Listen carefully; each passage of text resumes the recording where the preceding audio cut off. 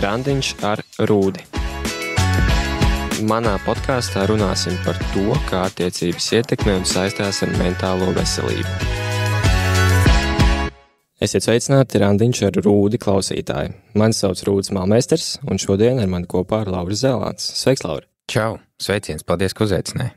Noteikti, ka mūsu klausītāji Laura Balas kaut kur ir dzirdējuši, es tiešām tam ticu, un arī vārdu salikums Lauris Zēlāns noteikti ir kaut kur dzirdēts. Tiem, kas nezina, Lauris ikdienā ir radio tev personība, un noteikti liela daļa darba diena tev aiziet tieši radioeterā. Tā ikdiena paiet veidojot saturu, vadot pasākums. Varbūt ir vēl kāda lieta, ar ko tu vari padalīties, kā paiet tev tā ikdiena. Jā, paldies par pieteikumu. Pilnīgi noteikti ir kāds, kas nezina šo vārdu salikumu Lauris Zēlāns un man nodarbošanos, bet precīzi tu saki, jā, radio, pasākumu vadīšana, sociālai tīkli. Vēl varētu būt, kā es diezgan daudz tiekos ar jauniešiem, kas ir gan iedvesmas stāsti, gan ņemu dalību nometnēs, kur kā pasniedzējs. Un līdz vispār par un ap jauniešu tēmu runājot, diezgan daudz sanāk gan no pasākumu vadīšanas kā tādas, kas ir tieši fokus uz jauniešiem, gan arī ņem dalību tajā, ka tu audzini viņus, apmēram tā. Tas ir vēl viens papildus, jā, un tad tur ir visādi televīzijas un internetu šovi un vispārējais. Cik tev ir gadu vispār? Man ir 29, jā. Šogad būs tas skaitlis, kuru gaida visi tie, kas tuvojas 30 un tā tālāk, jā, un nevar sagaidīt un to sajūtu atrast. Kā tad būs? Tā, ka paliks 30 drīz. Tu arī ar nepacietību gaidi savu 30. Jā, ļoti, ļoti nepacietīgi.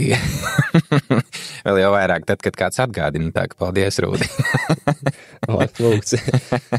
Jā, man ir 20, tiem, kas nezina, man liekas, neesmu podkāstā teicis, bet man ir 23 gadi, šogad paliks 24. Tā kā, jā, es tiešām, man liekas, nebiju šo minējis, bet tas ir interesanti, ka ir pagājuši diezgan daudz epizodes, bet, ir šeit tad jāpastāst arī nedaudz par sevi. Jā, precīzi. Ļoti labs vecums. Kā tu jūties savā vecumā šajā 23, 24? Labi, bet ir kā ir. Varētu būt labāk. Man liekas, vienmēr var labāk. Jā. Man šeit, ka man ļoti, tas 19, 20, man likās, bija tāds man baigi patīk tas vecums. Tikko beidzās vidusskola, sāka studēt, likās, ka jauna dzīve un viss pārējais. Tagad ir tā sajūta, ka jau tas brīdis, kad ir jānobriest un jāpieaug. Jā, tas ir tāds jauns solis, un tas varbūt bišķiņ baida, varbūt, bet kopumā jau ir labas sajūtas, jā. Bet, zini kā, tas šim procesam iet cauri visi, kas beidz vidusskolu. Tad, kad tu beidz vidusskolu, principā tu sāc dzīvi tā kā no jauna. Jo īpaši tiem, kas, piemēram, ja viņi pārvācas no mazākas pilsētas dzīvot, teiksim, šajā gadījumā uz galvaspilsētu vai uz jebkurieni citurieni, viņi izraujas absolūti no visas savas tās iepriekšējās dzīves, kas ir bijusi, kur sako vecāki līdz skolotāji, prasa, kad būs ieskaitīts, neieskaitīts atzīmes, treniņi, bla, bla, bla. Bet šeit viss sākas pilnīgi no jauna.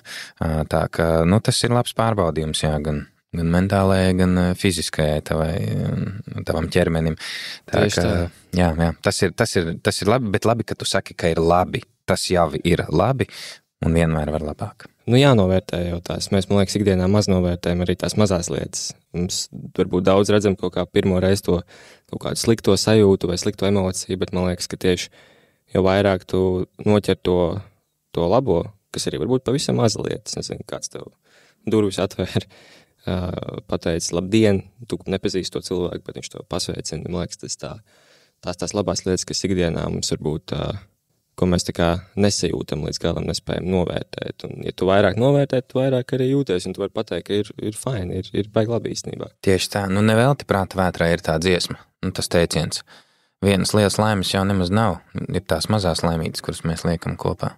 Jā. Un kas veido to vienu lielo veselumu. Tā ir. Tieši tā. Bet šis podkāsts lielā mērā ir mentālās veselības podkāsts.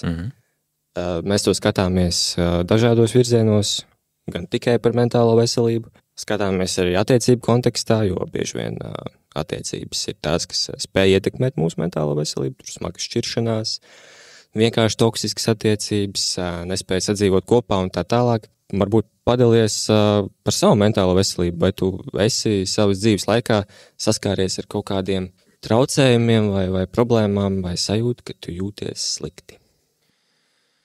Jā. Tātad šobrīd man ir 29 gadi. Es atbraucu dzīvot. Oriģināli es esmu no Latgales, no mazākas pilsētas ar nosaukumu Preļi. Atbraucu dzīvot, tas ir 200 km no Rīgas, dzīvot uz Rīgu, standarta ceļš mācīties 19 gadu vecumā. Un tas ir tas, ko es iepriekš arī stāstīju. Principā sākās jauna dzīve. Un braucot uz šejien, es braucu ar tādu domu, ka, viss tagad, es zinu, lielās visas durvis ir vaļā un visi logi ir atvērti un viss ir forši un tu lec iekšā jaunā piedzīvojumā un bezmaz vai tevi te gaida, un atbrauc karalis Lauris uz šejieni un viss notiksies un tā. Bet, iestājoties mācīties, es vispār pa dzīvi esmu bijis salīdzinoši izklaidīgs. Tādā ziņā, ka drīzāk nevis izklaidīgs, bet tāds brīvdomātājs un lidotājs, kuru grūti varbūt ir kaut kur tā piesiet pie vienas vietas. Un tieši šis aspekts atsaucās uz mani sākot dzīvi Rīgā. Es nevarēju atrast vietu beigās. Man likās, ka es aiziešu tur mācīties vienā vietā, to es arī izmācīšos un to es arī strādāšu, kas bija aktieri. Es domāju, ka es iešu par aktieri mācīties un arī pēc tam strādāt. Bet sākot studijas, nomācoties tikai pusgadu, tur es sapratu, ka tas vispār nav mans. Vispār nav mans, jo pirmām kārtām jau es līdz tam laikam nereiz dzīvē nebiju nospēlējis ne tur vienu izrādi, ne tur ko nevadījis kādus pasākumus. Vispār tā publiskā uzstāšanās vienīgais, kas ir bijis, tautas deju dejošana.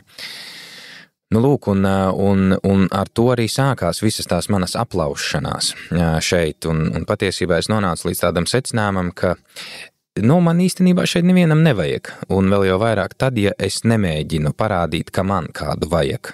No visa šī vai kādu vai kaut ko no tā, ko es esmu atbraucis uz šejieni darīt. Jo es dzīvoju visu laiku ar tādu domu, tiešām, ja jums man nevajag, tad man jūs arī nevajag un aizmirstiet, un šo vietu man arī nevajag. Tieši tas pats par skolu, par kaut kādiem darbiņiem un tā.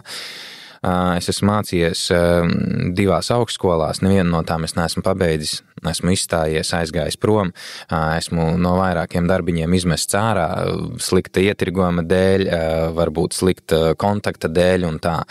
Un saskaroties visu laiku ar šīm te, tā kā pret sienu atsišanās situācijām, sāk parādīties tādas domas galvā, ka, tu tā kā nevienam neesi vajadzīgs šajā pasaulē, ja? Un sākas tā sajūta, ka varbūt tad man nemaz šeit nav jābūt. Jā. Un līdz 21 gadu, līdz 22 pat patiesībā gadu vecumam, visu laiku no visurienes ejot prom, beigās tu sāc pazaudēt arī sev tuvos cilvēkus, kas ir tur draugi, dzīves biedrene, draudzene, tevi pamet un visas šīs te situācijas, tu tā kā sakaukulē kopā un liekas, tiešām, ka tu nekam nederi. Bet es ļoti ātri sevi pieķeru pie tās domas, ka, es sēžu tagad uz palodzes un es domāju, kas būtu, ja es tā kā kristu lejā uz turieni, un es ļoti ātri šitā te saprotu, šis ir, punkts, kur man kaut kas ir uzreiz jāmaina. Ja es esmu nonācis līdz šādai domai, tad kas ir nākamais, ka es to reāli arī izdaru, un visu, un es sāku meklēt opcijas, kas ir nevis tur, kur es gribu būt, tā kā strādāt, darīt, mācīties, bet pilnīgi kaut ko citu, bet galvenais, lai nodarbinātu savu prātu ar to konkrēto darbību, nevis ar domām šajā gadījumā. Un tajā mirklī, kad es jau esmu nodzīvojis 3 gadus Rīgā un neko neesmu pamainījis savā dzīvē kopš momenta, kad es atnācu dzīvot uz Rīgu, es atradu brīvprātīgo darbu, ko es nekad dzīvē nebūtu iedomājies, ka es darīšu. Bet es sāku meklēt kaut kādas lietas, kas liek nodarbināt man prātu ar to konkrēto darbību vai tur ķermeni nodarbināt un tā tālāk. Jo līdz tam, tiešām, vienīgais, uz ko es fokusējos, ir tas, ko es gribu darīt, it kā mēģināt tur tikt tur tajos aktieros, mēģināt tur tikt rādio, bet visur mani neņem, jo ir kaut kas, kāpēc mani neņem. un tad, ir tā sajūta, ko es stāstīju sākumā, ka jums man nevajag, tad man jūs arī nevajag, un blablabla, un tad tu sāc visu laiku, savās tajās domās arī sēdēt iekšā, plus tevi cilvēki pamet, bet tu nonāc līdz tam brīdim, kad, tu saproti, ka tomēr ir kaut kur jākustās, un es sāku darīt to brīvprātīgo darbu, kas pa lielam bija sākums visam, un beigās aizveda mani līdz šim, un neļāva man būt ar tām sliktajām domām, tā kā visu laiku kopā.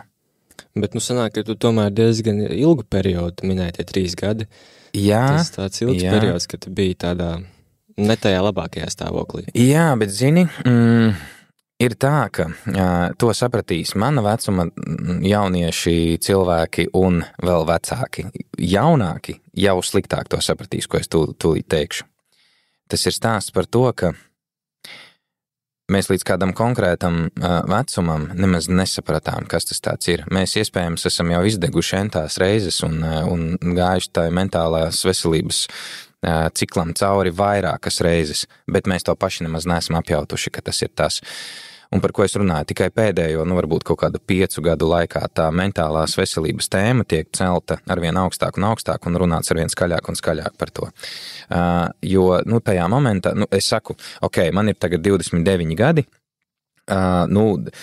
es vēl tā kā iebraucu šajā te visā lietā un tā tālāk. Piemēram, ja tu parunātu ar manu tēti, kurš ir 50 gadus jau sasniedzis, viņš domātu, kāda mentālā veselība? Tā kā par ko jūs runājat šobrīd? Kas tas tāds ir? Tu ej un dari vienkārši, un tas arī viss. Un tas ir, ar ko, principā, šeit ir tā paauģa atšķirība, ja, kur varbūt viens otru sliktāk saprot. Jo, kas tas ir mentālā veselība? Par ko jūs vispār runājat? Ja tev ir slikti, tad ej un dari un kaut ko maini un viss. Un arī es pēc šādas te sistēmas pa lielam tiku audzināts līdz momentam, kad tev pašam nākas saskārties ar kaut ko tādu, un tu nonāc caur jau esošu procesu pie tās sajūtas, ok, tā, kaut kas man te notiek tajā prātiņā. Jā, tā ka tie 3 gadi pa lielam tā arī pagāja mācot, tu tikai pēdējā momentā varbūt pat apjaut to, ka kaut kas jau tev ir sēdējis ļoti sen tevi iekšā un tā. Tu neesi uzreiz sapratis to, ka es šobrīd eju cauri depresijai, šobrīd eju cauri mentālās veselības problēmām un tā. Tikai tad, kad tu jau esi izdzīvojis pa lielam to posmu, tu esi apjautis to, kam tu esi gājis cauri. Un tagad, ja nākas ar kaut kādām tādām lietām saskārties, kur tu saproti, ka tad tev ir jāpārkāp kaut kam pāri, kas ir tevis paša tikai izdomāts. Tu uzreiz šobrīd es jau uzreiz to situāciju noķeru un saprotu. Un jau sāku meklēt risinājumus un pa lielam zinu, kas varētu būt tie risinājumi. Priekš manis paša. Manā gadījumā tā tas notiek viss. Jā. Un tātad tajā brīdī tu vienkārši nelīdz galam saprati, ka tas varbūt ir kaut kas tāds, un nemaz nebija doma varbūt vērsties pie kaut kāda speciālista. Vispār nevienā mirklī nebija doma vērsties pie speciālista. Vai pat izstāstīt kādam, jo es nesapratu, kas tas ir. Es tiešām nesapratu, kas tas ir.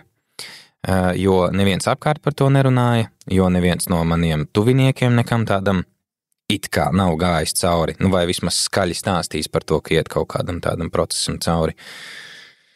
Vai es pats pat nebiju kaut kur nejauši uzgājis tādu, kaut vai rakstu, par kaut ko tādu. Es dzīvoju pats savā burbulī kaut kādā, kur tās mentālās veselības jautājumi līdz manim nemaz nebija tikuši.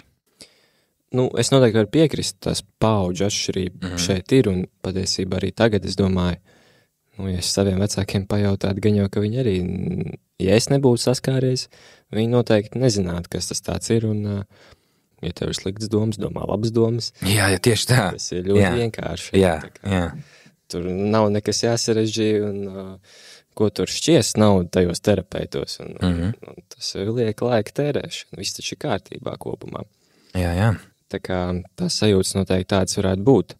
Tu minēji, ka tajā brīdī tava draudzene arī tevi pameta, vai jūs izšķirāties, tas nedēļ vēl vairāk pa galvu? Jā, tas bija tas, kas, tad, kad pameta draudzene, tad, kad, arī cik tas varbūt tur smieklīgi izklausītos un tā, bet tas tiešām ir tas brīdis, kad Vēl jau vairāk, jo tu esi dzīvojis kopā ar viņu. Mēs esam abi divi no Latgales, mēs esam dzīvojuši kopā visu šo te sākuma posmu Rīgā, un tu redzi, ka viņa kā cilvēks aug, ja, un es esmu tā kā 5. ritenis jau bez maz vai, ar visu to iešanu prom no visurienes un izkrišanu un tā tālāk. Un viņa vienkārši nonāk līdz tādam secinājumam, ka es to cilvēku bremzēju, ka es viņu bremzēju kaut kādai attīstībai uz priekšu. Mēs nonākam līdz tam secinājumam, jā, ka ir jāšķirās, un tu paliec viens pats dzīvot, un tu redzi arī, ka taviem draugiem viss tā kā izdodas, un kaut kādi cilvēki jau tevi arī automātiski tieši tā iemesla dēļ sāk atgrūst, ka viņi jūt, ka es šo te 3 gadu laikā esmu vēl joprojām palicis pie tā izklaidīgais Lauris, kuram galvenais, par ko domāt, katru rītu mostoties ir cikko šodien sāksies tusiņš. Ja? Ar tādu domu es arī dzīvoju ilgu laiku. Bet redz, mani apkārt esošie cilvēki domāja citādāk, un viņi attīstījās, un saprata to, ka ir grūti vilkt mani tam visam līdzi. Tāpēc, jā, tā vientulības sajūta bija, bet es salīdzinoši ātri tiku ārā no tās. Tu minēji par to brīvprātīgo darbu. Precīzi. Kas tas bija, varbūt var padalīties? Jā, kārtējo rītu pamostoties no viena tusiņa un sākot domāt jau par otru, es uztaisīju rīta kafiju, iegāju Facebookā, mans standarta ceļš, jā, ik rīta. Ieiet Facebookā un sākt scrollēt un skatīties, kas tur labs. Un es uzgāju ziņu, ka Ghetto Games ir tāda vieta, organizācija, ielu sporta un kultūras organizācija, kas meklē brīvprātīgos. Viņi organizē pasākumus gan vasarā, gan arī ziemas periodā. Principā tā sanāk, tur darbojas diezgan daudz cilvēki, kas ir gan štata darbinieki, gan ārštata darbinieki plus brīvprātīgie. Tur tie cilvēki ir iesaistīti, lai tie projekti vispār taptu, visi, kas top. Un viņi katru gadu meklē brīvprātīgos, kas palīdz organizēt visus šos te pasākumus un uz dažādām pozīcijām. Un es ieraudzīju pozīciju, kas bija ļoti aktuāla man, vēl pat tieši tai pašai lietai, kas man reāli interesē, video veidošana, žurnālistika un tā. Un es domāju, ja es tāpat neko nedaru, es aiziešu pamēģināšu pieteikties uz turieni. Mēs pieteicāmies 30 cilvēki, un pirmie 10 jau atsijājās pēc nedēļas. Brīvprātīgie bija nepieciešami uz 3 mēnešiem. Vispār uz mēnesi, bet var palikt arī ilgāk uz tiem 3 mēnešiem, kas ir tas superaktīvais pasākuma organizēšanas periods. Es to mēnesi nodarbojos, tur kaut gan līdz tai mēneša ietvaros, līdz tai lietai, kas man interesē, nemaz vēl nebija paspējis tikt no sākuma. Man sāka dot kaut kādus pieskrūvēt sētiņas kaut kur vai banerus pielikt ar savilcējiem kaut kur un tāda tipa darbiņus. Līdz brīdim, kad tu tā kā izkal, ja, to lietu, ko tev dod darīt, un tiec tā kā pa solīti pa solītim liekot uz priekšu pie nākamā. Un man tas process viss tik ļoti iepatikās, ka es nedomāju par to, ka šis ir brīvprātīgi, ka es neko no tā it kā nedabūju un tā, bet patiesībā tur strādā cilvēki, kas ikdienā saskaras ar jauniešiem un ar visām šīm te problēmām, un viņi zināja un saprata, kā iedot kaut ko priekš mentālās puses, ja, priekš prāta, gan arī fiziski nodarbināt cilvēku. Un man tas tik ļoti iepatikās, ka pēc tā mēneša es paliku uz 3 mēnešiem, un pēc 3 mēnešiem es paliku uz gadu brīvprātīgo darbu darīt. No tiem 30 cilvēkiem es paliku vienīgais beigās, jo es to tik ļoti iemīlēju un es tik ļoti redzēju pēc kaut kāda perioda izmaiņas gan savā ikdienas rutīnā, kas ir kaut vai pamosties laicīgi. Un man tik ļoti patika būt to cilvēku lokā, ka es to turpināju darīt tik ilgi, kamēr man viņi piedāvāja pilnu laika darbu pie sevis. Un tas ritentiņš tā arī griezās, un tas kamolīts tā arī vēlās. Un sanāk, ka ar Ghetto Games tu uzplauki kaut kādā ziņā, un tieši tas iedeva tev to jauno grūdienu, jauno spērienu. Tu noteikti arī vari šajā ziņā ieteikt, ka tā ir laba vieta, kur jaunietim iet. Laba vieta pilnīgi noteikti, bet, es teikšu tā, ne visi ir spējīgi iziet cauri tai videi. Un otrs ir, aizejot uz turieni, jāprot paņemt no turienes kaut kas, to, ko tev tur dod.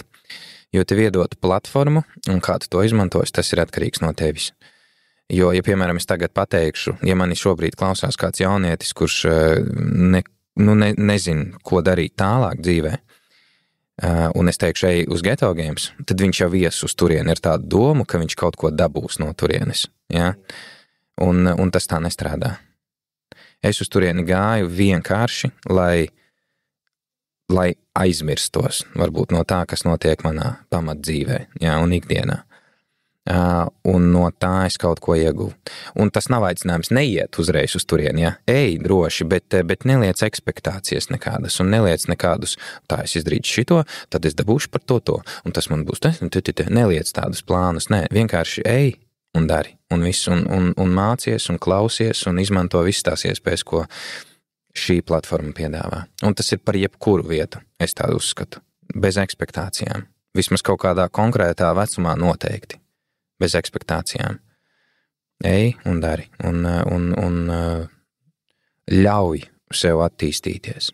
Jā, tas noteikti ir ļoti labs, es domāju, padoms un vēstījums. Bieži vien jau es domāju, ka tagad ir tā situācija varētu būt tāda, ka tur jaunieši pabeidz vidusskolu vai pabeidz studijas un uzreiz jau domā, ka tagad iekārtosies kaut kādā vietā un būs tā iespēja pelnīt lielos tūkstošus un tikt kaut kādos vadošos amatos, bet bieži vien tās ekspektācijas ir pārāk augstas priekš tā paša starta, teiksim tā, un tas ir tas, ko vismaz esmu novērojis, ka kaut kā pārāk ātri, man liekas, ka, tā skaitā arī es esmu tajā vecumā, kas ir uz tās robežas, un arī var pateikt, ka arī es noteikti esmu tāds, kas visticamāk grib jau tagad tulīt un tagad un uzreiz, un ja nav tulīt un tagad uzreiz, un tad es diezinu, vai būšu tik pacietīgs, un tad kāpēc man to vajag, jā. Ir taču, pasties, ja sociālajos tīklos, tur taču ir 100 jaunieši manā vecumā, un viņi pelna miljonus, kāpēc viņi vairs nevar, jā, teiksim tā, jā. Tāpēc ir tas laiks tāds bišķiņi ar to, teiksim, sarežģīts. Es saprotu, ko tu saki, jo man ir tieši tāpat bijis līdz brīdim, kad es sapratu, ka pirmkārt, nekas tāpat vien nenotiek, pats par sevi. Nebūs tā, ka kāds kaut kur uzsitīs knipīti un viss notiks. Tu pieminēji arī to lietu, ka citi tur izmācās un uzreiz vadošie amati un tā tālāk. Ir kaut kāds procents, kam tiešām veiksme un sakritības un vispārējais stāv blakus un arī pašu ieguldītais darbs loģiski, ka izdodas tieši tā, kā tu saki, jā. Un tad viņi var padalīties ar to savu stāstu, bet lielākais procents ir, jāaiziet cauri, es atvainojos, sūdiem, jā, lai nonāktu līdz kaut kam, pats saprotot to, kā lietas ir uzbūvētas šajā pasaulē, lai tu, spētu, stulbi skan iekļauties sabiedrībā, vai vienkārši būt šajā dzīvē, jā, un darīt tiešām to, ko tu gribi darīt, piemēram. Atrast savu vietu. Atrast savu vietu. Tieši tā, atrast savu vietu. Ka tu no paša sākuma tajā Rīgā bija tos 3 gadus un līdz galam neatradi to savu vietu, mēģināja, bet līdz konkrētajam brīdim nesnāca. Jā, manā gadījumā 180 grādi citādāk, nekā es biju iztēlojies nākot un sākot darīt kaut ko. 180 grādi. Es saku, nekad dzīvē es pat nezināju, kas ir brīvprātīgais darbs līdz kaut kādam konkrētam vecumam, vai kaut vai tiešām iestājoties šajā te brīvprātīgajā darbā, es īsti nesapratu, uz kurieni es eju, es tikai zināju, ka es tā kā neko nesaņemšu par to, bet cik daudz man jānāk, kas man jādara, ko tas vispār nozīmē, kaut kādi papīri, vienalga, ja? Jo to brīvprātīgo darbu es arī sāku darīt. Viens no mazajiem tiem punktiņiem bija tāds, ka es vēl biju tajā mirklī vienā no augstskolām, tīri teorētiski es biju, praktiski es uz turieni vairs negāju, bet izstājies es vēl nebiju, un šī augstskola pieprasa prakses vietas, un es zināju, ok, tad varbūt man varēs arī aizpildīt Ghetto Games, tā kā prakses dokumentus un ieskaitīt, tas bija tāds viens maziņais arī kaut kāds punkts no tā visa. Bet, redz, beigās es to visu iemīlēju tik ļoti, ka es tā arī neaizgāju vairs uz studijām, un pieslēdzos tikai pats priekš sevis, un tāpat laikā arī beigās man tas viss izkristalizējās tik tālu, ka arī darboties priekš citiem. Nu, tas, ko es šobrīd daru, ir sācies Ghetto Games. Un šī te lieta, nu, kas ir, uzlabot dienu kādam citam, dot iespēju pasmaidīt, ar visu to sociālo tīklu saturu, pasākumu vadīšanu, blablabla, darbojas arī priekš citiem. Jā, tas ir ļoti, ļoti svarīgi darīt labas lietas un iedot kaut ko no sevis arī citiem cilvēkiem. Bet par attiecībām. Tu minēji, ka tajā brīdī jūs izšķīrāties ar savu draudzeni, kad tu biji Rīgā, vai tev tagad ir attiecības?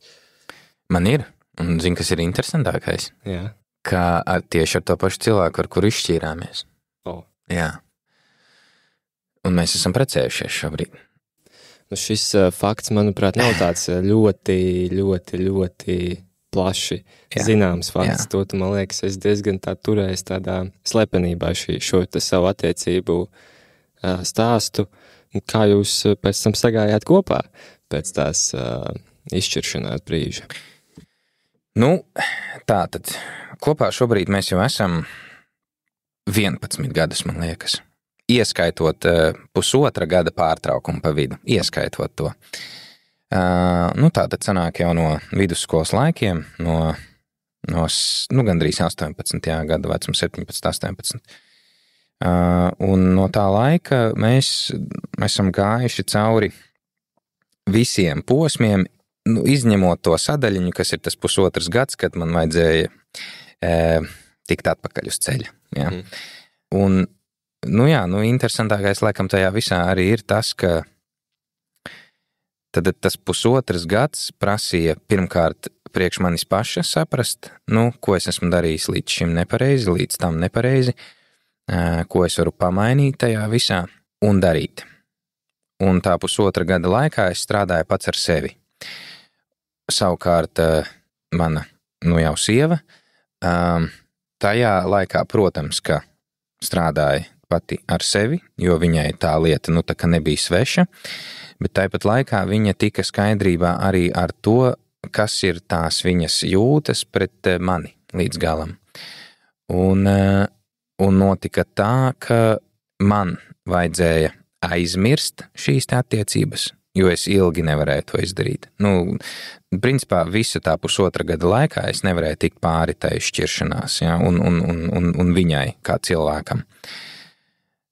Man vajadzēja tam tikt pāri, man vajadzēja to aizmirst, savukārt viņai vajadzēja saprast to, ka viņa negrib vai nevar bez manis. Tātad it kā divi atšķirīgi ceļi, jo viņa izšķīrās no manis ar domu, ka, tātad viss forši jauna dzīve, jauni cilvēki, Es savukārt izšķīros no viņas, ka, es nevaru viņu palaist vaļā, un viņa bija tā, kas uzrakstīja vēlreiz man, lai mēs satiekamies, vēlreiz parunājam, un tas iegrieza tā kā no jauna to visu. Jā. Jo es jau biju ticis tā 1,5 gada laikā gandrīz līdz brīdim, ka es tiešām esmu beidzot gatavs viņu palaist vaļā, un mēs arī nekomunicējam, un pēkšņi viņa uzraksta. Un tās sajūtas atsit atpakaļ uzreiz visas. Tā kā visus tos labos brīžus, to mīlestības sajūtu, tos foršos kopā būšanas brīžus, un to laiku skaisto, visu uzreiz atsit atpakaļ. Tas 1,5 gads principā bija tu vari izmest ārā, ja to visu cenšanos aizmirst tā cilvēka. Redz, un tā komunikācija atjaunojās, un pēc atkal neilga mirkļa mēs sagājām kopā un atjaunojām attiecības. Tā. Tajā brīdī, kad viņi te uzrakstīja, tu jau biji gatavs, ka būs jauns attiecības sākums, vai arī tajā brīdī tu tā nedomāji? Nē, es nedomāju.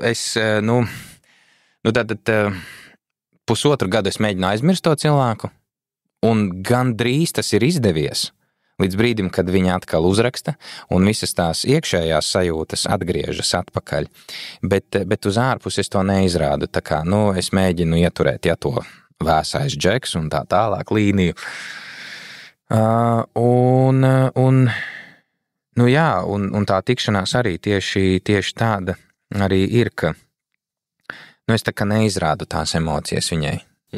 Un vēl dažas uz priekšu, un tikai pēc kaut kādas, varbūt 4., 5. tikšanās reizes tu sāc atvērties un stāstīt tās savas īstās sajūtas un emocijas. Un sāc arī viņai prasīt, kāpēc mēs šobrīd, kas notiek tagad, jā. Un mēs nonākam līdz tam secinājumam, ka mēs nevaram tā kā viens bez otra. Un tad sāc tu domāt to, ka varbūt šeit var kaut kas atjaunoties un turpināties. Tu notici tam noteikti. Jā, noteikti. Jā, bet tu minēji, ka jūs esat jau precēti. Jā. Pirms cik ilgu laiku jūs apprecējāties? Pirms mazliet, 2,5 apmēram gadi atpakaļ. Un par to lēmumu, par to precēšanos un par to bildinājumu, tas tev nāca viegli? Viegli, bet viņa gaidīja jau ilgāk, nekā es par to biju sācis domāt. Bet viegli. Es nejūtu nevienā mirklī spiedienu, es nejūtu nevienā mirklī arī tādu, ka ir beidzot pienācis laiks, ja tagad. Nē, tas viss notika tā ļoti organiski. Kaut gan es saku, jā, viņa jau gaidīja to mazliet ātrāk, bet es nevienā mirklī viņa to neizrādīja un tā, un es ļoti dabiski pats nonācu līdz tam, ka, beidzot tas ir jāizdara. Jo, ja tu man, piemēram, prasi, kāpēc es to izdarīju, kāpēc es bildināju, kāpēc mēs esam apprecējušies, jo tas bija loģisks solis, lai apstiprinātu to mīlestību viens otram līdz galam. Un tas bija tāds noslēguma posms visā. Kāpēc? Tāpēc, ka pirmais, kas notika pirms gan bildinām, gan kāzām, bija tas, ka mums piedzima bērniņš. Jā. Un kur vēl tālāk? Tā kā, kas vēl? Ir beidzot, jāiet zem viena uzvārda visiem. Un viss, tas bija tāds vienkārši loģisks solis to izdarīt. Sanāk, ka bērnu piedzimšana pamudināja vēl tev vēl vairāk, ka šis ir jānostiprina līdz galam. Bet, zin kā, ir diezgan daudz arī tādas ģimenes un pāri, kas ir kopā, bet nav precēti, bet viņiem ir bērni. Jā. Un, man liekas, Latvijā tas ir tāds arī diezgan šobrīd pietiekami izplatīti, ka tās kāzas bieži vien ir tā, priekš kam precēties, nekas jau nemainās, tas ir tikai zīmogs pasē un tā tālāk. Vai tu izjūti kaut kādu atšķirību? Draugs, vīrs šajos statusos? Laikam izjūtu, bet es tev nevarēšu izstāstīt, kas ir tā citādā sajūta. Tikai tas, ka jā, viņa ir manā uzvārdā šobrīd. Tur ir visas tās tur kaut kādas valsts garantijas vai vēl kaut kas. Tas ir nianses tikai, ko dabū. Ja, precēti pāri un kas varbūt nav tur neprecētiem un tā. Bet tas nav nekas tāds wow, jā, tur liels un astronomisks, un kā tu pats arī saki, tur lielas izmaiņas vienā vai otrā. Vairāk tas ir tāds, sajūtu līmenī, bet es tev nevarēšu izstāstīt to sajūtu. Vai ja es mēģinātu izstāstīt, diez vai saprastu. Jo, redz arī mūsu stāsts, tas ir, tā apprecēšanās, es saku, tas bija vienkārši tāds loģisks solis.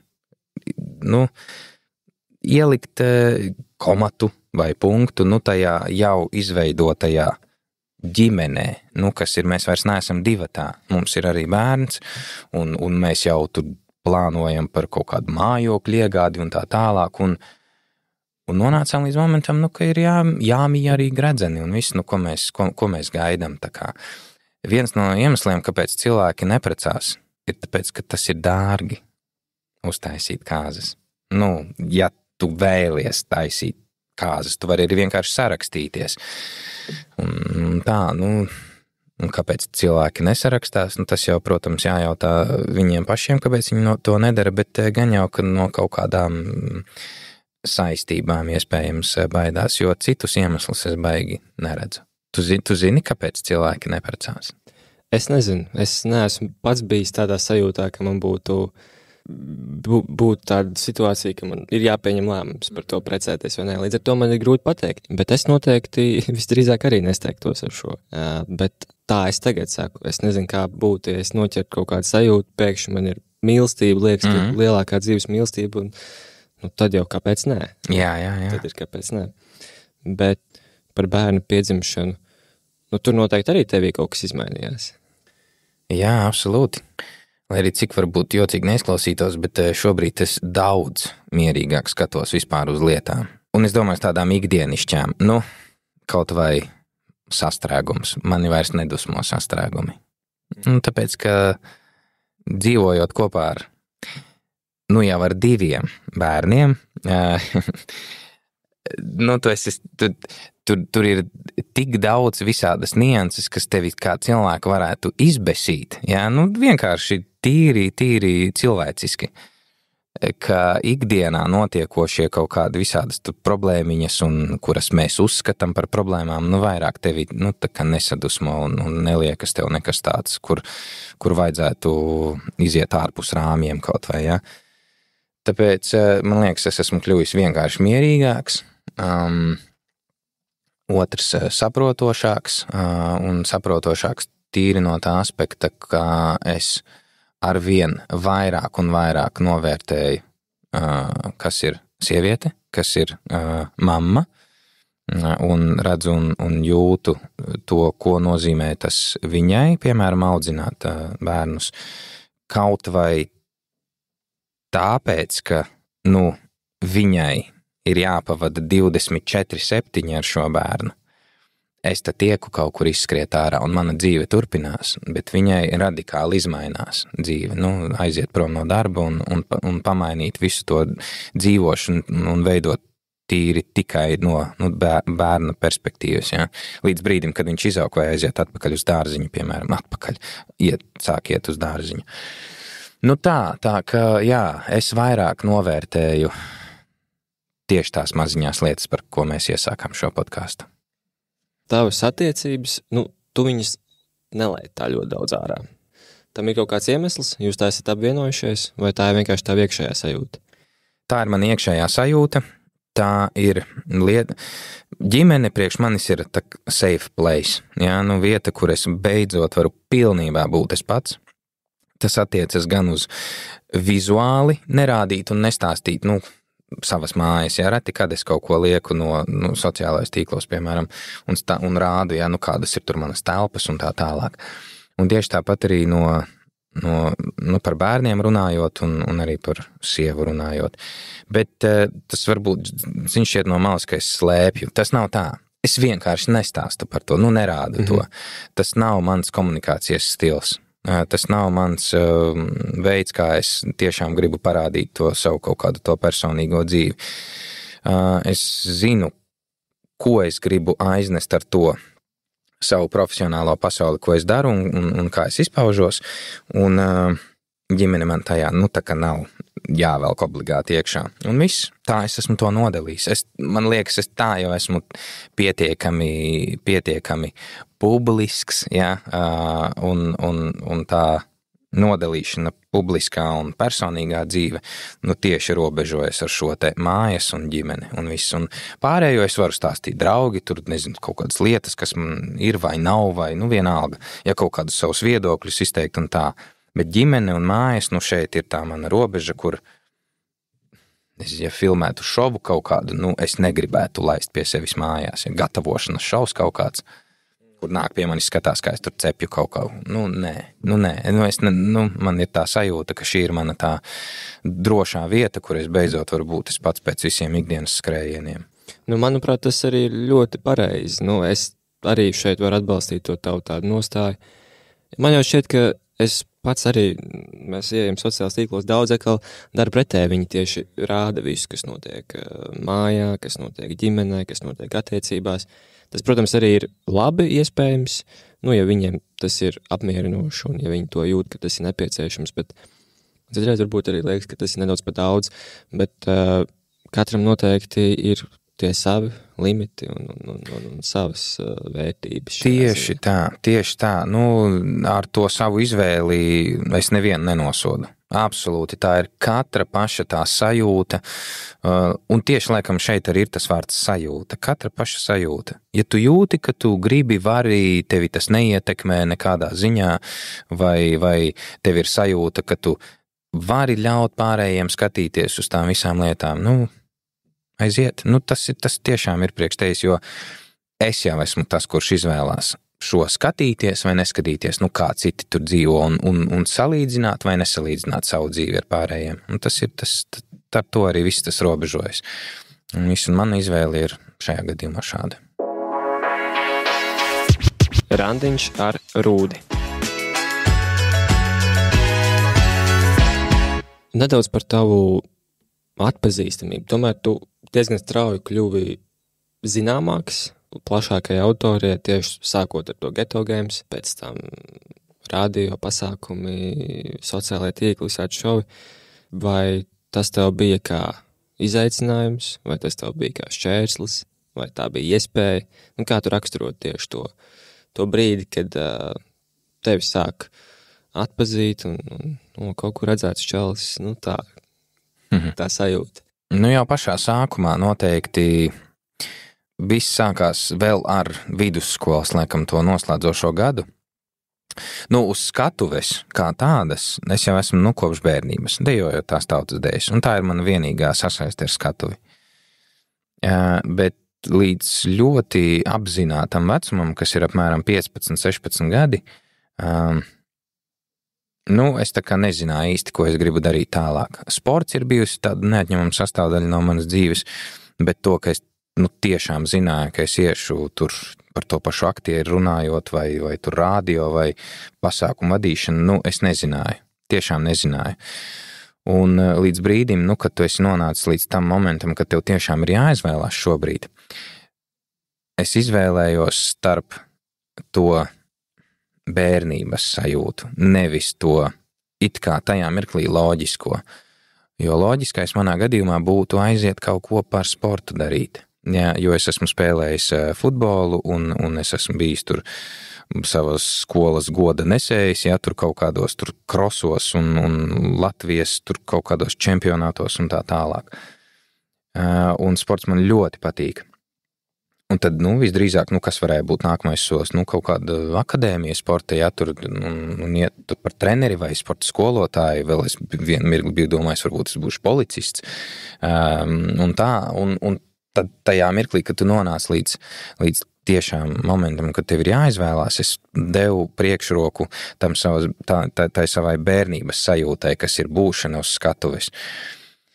Bet tā kā es neko neesmu izņemot tautas dejas darījis ar to, es nonācu tādā dilemmā šobrīd. Es it kā varu turpināt mēģināt iet uz tām tautas dejošanas aktivitātēm, mācīties par horeogrāfu, vēl kaut ko, bet es negribu to. Un tad ienāca man doma prātā, aktieris. Redz, sakara it kā nekāda, bet tam tā bija jānotiek. Un aiziet mācīties par aktieri, tad jau tas viss iepriekšējais stāsts, ko es minēju, izstāšanās un tā tālāk, un brīvprātīgā darba atrašana. Bet par to atpazīstamību runājot, viss, ko sākoties ar brīvprātīgo darbu, es savā virzienā sāku saņemt kā sajūtu, atkal runājot, ka šis strādā, kur es šobrīd esmu, bija tieši komentāri, cilvēku atsauksmes un tā. Un līdz pat šai dienai man liekas, ka es jau esmu tik ļoti pieradis pie tā, cik ātri tas notiek, ka ja tas būtu tāds tagad, ja es nezinu, paņemsim nedēļu, vai mēnesi, ja mēneši ietvaros es nesaņemtu nevienu, kaut kādu ziņu savā virzienā, kas ir, tev labi sanāk, vai paldies, ka tu izdarīji šito un tik foršs pasākums un tā liktos, kaut ko es daru nepareizi šajā dzīvē, tagad kaut kas nav kārtībā.